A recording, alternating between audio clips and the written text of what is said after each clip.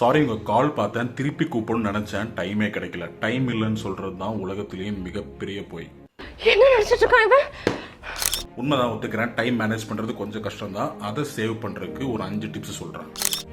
Number 1, prioritize. காலையில் ஒரு 5 நிமிஷம் இன்னைக்கு என்னென்ன டாஸ்க் பண்ண போறோம்னு எழுதி வச்சுக்கோங்க. இம்பார்ட்டன்ட் ஆனதை ஃபர்ஸ்ட்டும், லீஸ்ட் இம்பார்ட்டன்ட் ஆனதை லாஸ்ட்டும் எழுதி வச்சுக்கோங்க.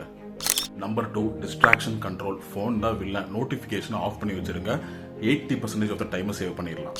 நம்பர் 3, நோ சொல்லி பழகுங்க. எல்லாருக்குமே நீங்க டைம் ஒதுக்க முடியாது. அப்படியே ஒதுக்குனாலும் உங்களுக்கு ஒரு தேவைன்னா எல்லாருமே வரப்போறது இல்லை. சொல்றது புரியுதுன்னு நினைக்கிறேன். டைம் வேஸ்ட் பண்ணாதீங்க. நம்பர் 4, பிளானிங் ரொம்ப முக்கியம். நீங்க பிளான் பண்றதுல ஓகே, ஆனா அந்த பிளானை எக்ஸிக்யூட் பண்றதுக்கு ஒரு ஸ்ட்ராட்டஜி தேவை. அது எப்படிங்கிறத கிளியரா எழுதி வச்சுக்கோங்க. நம்பர் 5, இதெல்லாம் பண்றது ஓகே, ஆனா இடையில பிரேக்ஸும் அவசியம். எல்லாம் பண்ணணும்னு எல்லாம் மண்டையில ஏற்றி ப்ரெஷரைஸ் ஆகி இருக்கிற வேலையும் பண்ண முடியாம போயிடும். ஸோ பிரேக் அவசியம். டைம் அண்ட் ஹெல்த் போனா வராது, அதை நல்லா பார்த்துக்கோங்க. டைம் மேனேஜ் பண்றதுக்கு நீங்க என்ன பண்றீங்கன்னு கமெண்ட்ஸ்ல சொல்லுங்க.